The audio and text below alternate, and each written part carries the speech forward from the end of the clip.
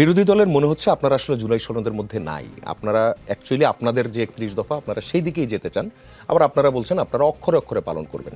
এই অক্ষরে অক্ষরে পালন করবেন তার আসলে এমন কোনো কি বলে এটাকে, এমন কোনো ঘটনা দেখে আমরা বুঝতে পারবো যে আপনারা আমি অক্ষরে একটা ঘটনা কিভাবে করবেন? আমি অন্যটা বাদ দেন, একটা কথা, এখনো সংবিধান অ্যামেন্ডমেন্ট হয়নি।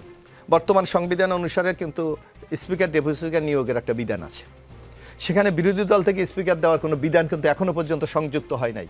আমরা যদি জুলাই সনদ বাস্তবায়ন না চাইতাম তাহলে আমরা তো বিরোধী দলকে অফার করেছিলাম আপনারা ডেপুটি স্পিকার নেন, তারা নেয় নাই। অর্থাৎ তারা কি চায় জুলাই সনদ বাস্তবায়ন হোক, সেইটাও তো আপনাকে বিবেচনায় আনতে হবে। একটা পয়েন্টে আমি শুধু বললাম, জি বাকিগুলো আমি আলোচনা আপনার এই দীর্ঘ সময় প্রশ্নটা লাগবে। নিয়েই আমি হাফেজ মোহাম্মদ রাশিদুল ইসলামের কাছে যেতে চাই। আপনাকে স্বাগত আমাদের রাজনীতির আয়োজনে। তিনি যেটা বলছিলেন, আমি আপনার দিক থেকে প্রশ্নটা আমিই করেছি, করে তার কাছ থেকে যেটি জানতে পারলাম সেটি হচ্ছে তিনি একটা এক্সাম্পল দিয়েছেন। কনভিন্সড না, এটা ধন্যবাদ আপনাকে, আপনার মাধ্যমে যমুনা টিভির সম্মানিত দর্শক শ্রোতা যারা দেশ বিদেশ থেকে শুনছেন সবাইকে ধন্যবাদ জানাচ্ছি। সম্মানিত সংসদ সদস্য ABM মোশাররফ সাহেব যিনি যে কথাটি বলেছেন যে ওনারা ধারাবাহিকভাবে একটা করে কাজ করছেন, বক্তব্যের সাথে কিন্তু মিলছে না। ওনারা বলছেন যে ওনারা সংবিধান অনুযায়ী চলছেন বা সংবিধান অনুযায়ী চলবেন, তাহলে এটা তো সংবিধানে এখনো সন্নিবেশিত হয়নি, তাহলে এখনই কেন বাস্তবায়ন করবেন এটা? আর এখানে প্রশ্নটা হচ্ছে যে সংবিধান নিয়ে তো জামাত ইসলামী বা বিরোধী দল যারা আছে, আমরা যারা সদস্য রয়েছি, তাদের কোনো দ্বিমত নেই। বারবার একটা কথাই বলা হচ্ছে যে জামাত সংবিধানকে ছুঁড়ে ফেলে দিতে চাচ্ছে, জামাত সংবিধানকে মানছে না। আবার আমরাও কিন্তু কথার খাতিরে অনেক সময় পাল্টা চাচ্ছেন না ইয়ে করতে, সংবিধান সংস্কার করতে, অবশ্যই নতুন আমরা তো একেবারে নতুন চাচ্ছি হলো সংবিধান যে তো চাচ্ছেন। সংবিধান সংস্কার করতে, যেটা কমন সিদ্ধান্ত হয়েছে, ভোটে গিয়েছে মানুষ, ভোট দিয়েছে এবং গণভোটের রায়টা আমরা পেয়ে গেছি। 70%-এর কাছাকাছি মানুষ গণভোটের রায় দিয়েছে হায়ের পক্ষে। এরপরে পূর্ব নির্দেশিত পন্থা অনুযায়ী, অধ্যাদেশ অনুযায়ী, আদেশ অনুযায়ী আমরা এখন সংবিধান সংস্কার পরিষদের শপথ নেব। এটা স্বাভাবিক, আমরা নিয়েছিও সে মোতাবেক বিরোধী দল, কিন্তু বিএনপি নেয়নি, বেশ কিছু স্বতন্ত্র সংসদ সদস্যরা নেয়নি। এই যে তারা নিলেন না, তাহলে আলটিমেটলি বিগত ইন্টারিম সরকারের যে নির্দেশিত পন্থাগুলোর মধ্য থেকে তাদের কাছে মনে হলো যে এইটা নেওয়া যায় না। তাহলে আপনার কাছে কিছু নেওয়া যায় মনে হলো, কিছু নেওয়া যায় না। আপনিই বলছেন যে সাংবিধানিক শূন্যতা সৃষ্টি করবেন না, আপনিই বলছেন যে ইন্টারিমের অনেকগুলো কাজ আপনার পছন্দনীয় নয়, তাহলে কিছু কাজ পছন্দনীয়, কিছু কাজ পছন্দনীয় নয়। এভাবে যদি আপনি যাচাই বাছাই করে একটা পছন্দ একটা পছন্দনীয় এভাবে চলতে থাকেন, তাহলে আলটিমেটলি তো সংকট আরও বাড়বে।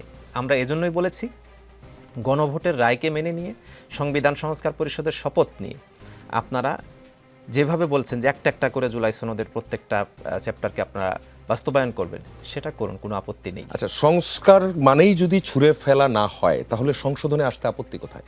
না, এখানে আমরা বারবার বলেছি একটি কথা যে এই সংবিধান সংশোধনগুলো কিন্তু হয়েছে অনেক দফা, এবং বিএনপির পক্ষ থেকেই, এবং আজকে যারা বর্তমানে সংসদ সদস্য রয়েছেন ট্রেজারি বেঞ্চে, এনারা অনেকেই কিন্তু এই টপিকগুলো নিয়ে বারবার কথা বলেছেন।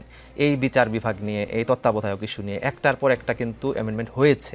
এইসব সংশোধনগুলোর এগেনস্টে বহু আলোচনা পর্যালোচনা বক্তব্যের পর আমরা কিন্তু সর্বশেষ একটা সিদ্ধান্ত উপনীত হয়েছি যে দিস ইজ জুলাই সনদ, এবং এটা সংবিধান সংস্কারের মধ্য দিয়ে বাস্তবায়ন করা হবে।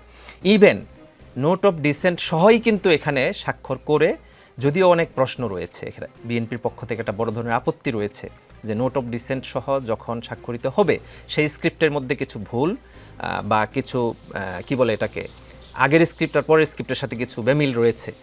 এই সব কিছুর পরেও আমি যেটা বলতে চাচ্ছি যে এই কথাগুলো তো তখন বলার সুযোগ ছিল, সেই সময় কথাগুলো কিন্তু আসারও সুযোগ ছিল, কিছু বলেছে।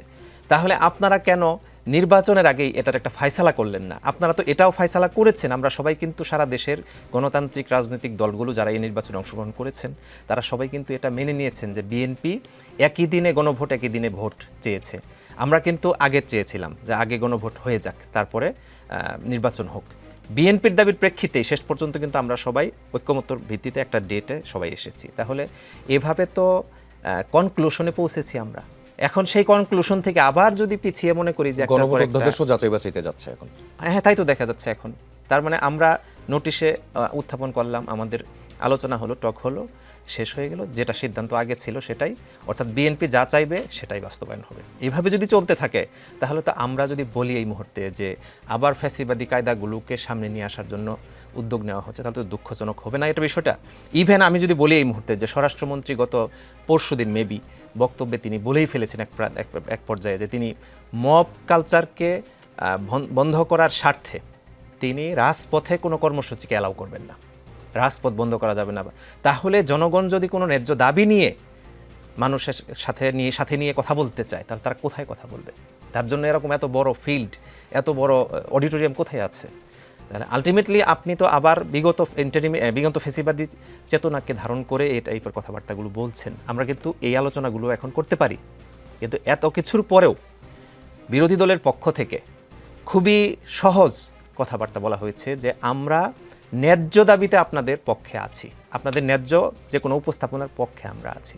আমরা বিরোধী দল মানে বিগত দিনে যেরকম বিরোধী দল ছিল যে কথায় কথায় বিরোধিতা করা, আমরা সেরকম বিরোধিতা করছি না। সরকারের অনেক সিদ্ধান্তকে আমরা সাধুবাদ জানাচ্ছি। এই যে সরকার কৃষি ঋণ মওকুফ করে দিয়েছেন, এটি আমাদের বিরোধী নেতা স্বাগত জানিয়েছে। অর্থাৎ এরকম অনেকগুলো কাজ যেগুলো পজিটিভলি মানুষের জন্য কল্যাণকর হবে, সেগুলোকে নিয়ে আমরা কিন্তু পজিটিভলি আগাচ্ছি।